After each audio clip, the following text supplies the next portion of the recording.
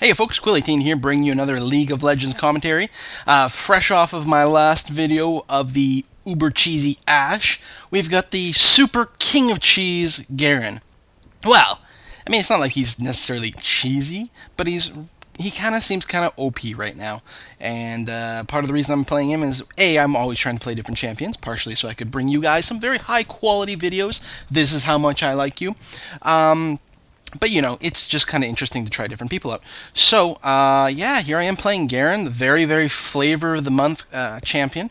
And I think what makes Garen so strong is that right now you can build him purely tanky, and he still does a ridiculous amount of damage, especially if the other team has some decent physical damage and there's a lot of incentive for you to build armor, and you start stacking Sunfire cloaks or capes, because Sunfire capes do a lot of damage. They're very effective at keeping you alive against anyone physical, and in fact they bring you a lot of health, so they're not half bad against a spellcaster as well. And yeah, so that's really where his strength comes from. Although you will see that Garen does, I think in this video anyway, Garen does perfectly fine against caster people when he has to go with a more magic resist based set, and he doesn't get to take advantage of the fact that the Sunfire capes are freaking awesome. Yeah, and so the exact build that I go with Garen, it does depend on exactly what I'm facing. But I do like to start off with boots and 3 healing potions. A lot of people like to start off with like a ruby crystal or something like that because it synergizes with his passive a lot more. His passive increases or helps him regenerate health. He regenerates a percentage of his health every second, but he has to be out of combat for a few seconds for it to kick in.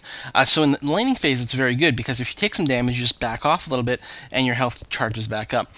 So the more health you have, effectively, the more health per second you will gain.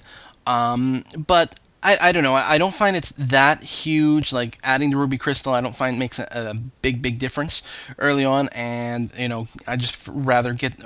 Well, it's not that I'd rather, but the boots give you such a huge bonus, and then you've got the health potions, which help you regenerate health quite quickly right when you need it.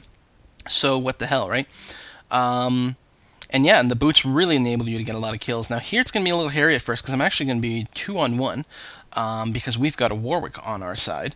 And I don't know, I don't have a lot of experience with Garen, just a handful of games under my belt. So I think this is the first time I'm going to be in a 2-on-1 situation. And specifically being against Blitz has me very concerned because Blitzcrank is the sort of character that if you make one mistake and you allow yourself to get grabbed, sometimes that's all it takes and you get taken out. Luckily, I do have a fair amount of experience with Blitzcrank, so I think it really helps me avoid those grabs as much as possible. Of course, the problem is I'm paying all kinds of attention to Blitzcrank, and then I keep getting tornadoed by Janna. So, it's going to be a tough lane. Janna's super good. Blitzcrank is okay, and he's certainly very, very dangerous early on, especially like 2-on-1, because if I get grabbed, it's going to be a really, really bad thing. So I'm trying to play super cautiously here. I have picked up, by level 3 here, I have picked up 1 rank in all of my abilities. I always start with Judgment, that's the spin around move, and then I go with my Q ability, which lets me run faster, and if I land a hit, it does bonus damage and silences them. And then finally my W ability, which is Courage, which when I activate it gives me like 35% damage reduction for a couple of seconds, plus passively increases my armor and magic resist. It's not a huge deal. There we go. Juke, well, not juke exactly, but make sure that I'm just out of range of that fist, or just off to the side. So, there's a very good grab attempt by Blitzcrank. Like, I can't fault him for that grab. It was pretty much as good as you can get, given the fact that there were some minions there. But, luckily my position was such that I was going to be okay. And so as long as I don't get killed early here as Garen, so I might get punched here, but that's okay, I'm close enough to my tower. I still have some minions, and yeah, he couldn't have aimed a more direct fist there because there was a minion in the way, so he would have to hope that I would wander out from the protection of the minion just a little bit. Plus, the punch does have a fairly big hitbox. It's surprising sometimes when it grabs people. At the same time, it's surprising how sometimes you get screwed by a minion that you really didn't expect it. But as long as I can survive this early bit, I'm going to have a huge XP edge, which is always really, really nice. So that's the... Watch Me a CNI. I think we're going to be talking about the value of a jungler. Oh, I do get grabbed here. Luckily, I'm pretty close to my base. I do blow my flash just for the extra burst of speed, especially to counteract that exhaust, and I do get back just fine. And I'm probably going to drink a potion here. There we go. Top myself off. Yeah, we are going to talk about in the podcast the value of a jungler and what it means for your team. And so it should mean here that we'll have two characters who are laning solo that end up being higher level than the enemy team. So as long as you've got people who can solo well, and at least one person who can 2v1, you're going to be in pretty decent shape, although it does depend on having a Warwick. Like, I find there's a lot of people who play Warwick who just aren't that good. And like they jungle. Maybe they get ganked in the jungle, or they jungle for a while, then they come in lane or something like that. And really, as Warwick, what you want to, excuse me, your goal it's not so much about the jungling, it's about the ganking. So it's not the jungling that will win us the game. It is if you have enough of a game sense and you're checking the lanes and you see that people start to get low, and then you pop out of the jungle suddenly and get a kill for your team. That's where the power of Warwick comes in. Or Jungle Amumu, or Jungle Olaf, anyone. Oh, I'm really taking a huge risk here, but Janna's quite low, I've got my ultimate up and my exhaust, so I just jump in, get her. I'm very, very at risk here, but luckily Blitz did not have another grab for me. I think he was still on cooldown. So I managed to get a first blood, despite being 2-on-1, and I get away without dying, so bonus. Big part of that is I had just hit level 6 or thereabouts, so I had my ultimate and they did not have anything like that to counter.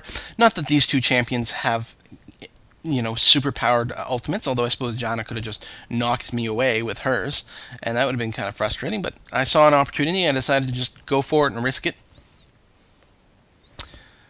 So, let's talk about the build. So yeah, I get the boots. And then, generally speaking, my first priority is to complete a Sunfire Cape. Ideally, hopefully, I can stay in the lane until I have enough money for a Sunfire Cape. And that is possible with Garen, because you don't have mana. You're going to get some damage here on Blitzcrank. Not going to be able to get the kill, but looking for that harass. One thing you can really do is, from the bushes, use your Q ability to go out, get one hit, run back. And repeat. And just keep harassing. Now, I wasn't really able to harass here because of the 2-on-1 situation. Plus, Blitzcrank is kind of a little bit more dangerous to harass that way. But it's a very powerful move. Oh, here comes Warwick coming in. He uses his ultimate on Blitz, and Gangplank is paying enough attention to drop his ultimate as well. Janna's going to be careful. If she gets hit by a cannonball, no, she's going to be okay. Warwick actually flashes forward to go after her. He's not going to be able to complete the kill, though. And in fact, the tower doesn't quite get him. Janna decides to move forward, hopefully to get a kill, and oh, I almost get her down, but no, I don't have my ultimate, I don't have my ignite, otherwise she definitely would have dropped. But still, that works out, we get another kill, and yeah, I like that. See, that was a Warwick, he picks up all the buffs, he looks for an opportunity, he comes in and gets a kill, and really that's what you want to do as Warwick. If you're playing Warwick, you want to gank as much as possible, especially when you hit level 6. Every time... Oh no, this is bad. Oh, Mordekaiser. Are we going to get away here? Well, he's not level 6, there's no ultimate. Oh, Warwick's going to go down, I'm sure. Now the question is, am I going to be able to get this kill, or am I just killing myself? I do silence him, and my ultimate comes up, and I live with 12 hit points. That was damn close. Wow. But yeah, as I was saying with Warwick, every time his cooldown is up, you should be ganking someone. So that's your cue. You've got level 6, your ultimate, the cooldown is available, go and kill someone 100% of the time. And that's your value. It's the same thing as, like, let's say you're playing Twitch. The thing that drives me crazy is if you see a Twitch who is focused on laning. No, as Twitch, you are supposed to be ganking as much as possible. Twitch mid, for example, like I see these people go Twitch mid, and that's fine. That gives you the level advantage to go and kill people. So you better go and kill people. But sometimes I see them and they're like, it's level 10 and they're still just soloing mid, and that is just ridiculous. It should be get a couple levels ahead of everyone and then go to get a gank. Hit level 5 and then go gank some level 3s. And then give someone else middle.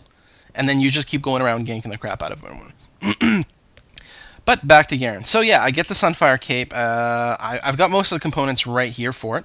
And then I finished Boots of Swiftness, which are really valuable for him. Again, Gangplank, good player here.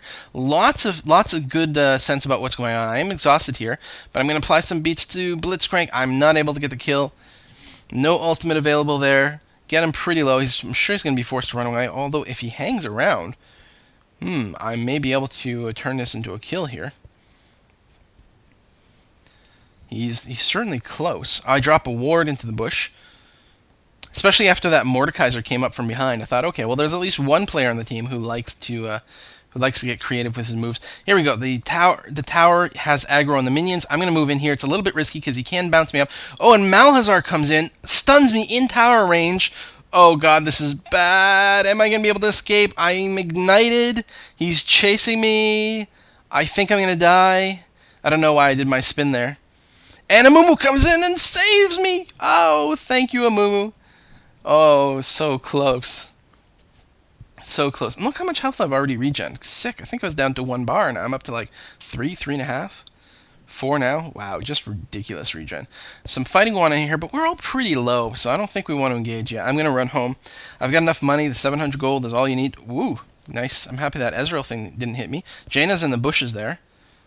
It almost hit me again. Not that it would have killed me. I don't think so, but it's just funny.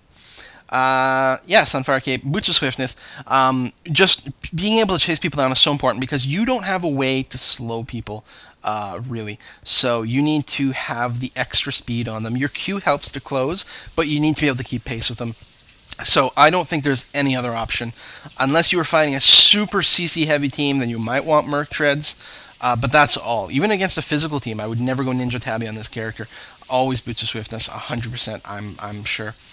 And then after that, it becomes a little flexible. Like, if they've got a heavy physical team, you can just keep buying Sunfire Capes. Like, fill up the next 5 slots of your inventory with Sunfire Capes, and that is fine. Chasing Malhazar here, he was being a little bit... Whoa! I turn around at just the right time. I don't think I even knew Blitz was there. I just decided to stop chasing, and it's a good thing I did. Because if that grab had hit me, and if Malhazar had his ultimate up, I would have been in big, big trouble. But now I like it. I'm level 10, Malhazar's at 3/4 health, Blitz is only level 6, so I'm going to go after, looks like Blitz. I don't think I'm going to be able to get a kill here. Again, I'm going to have to watch the grab. Not that I think they could have killed me. They were low enough, I might have been able to turn that into something. I still have my ultimate. What are they going to do? Now, if they've got more spellcasters, one of my high priority items becomes a Force of Nature. It's the health regen does help out with Garen.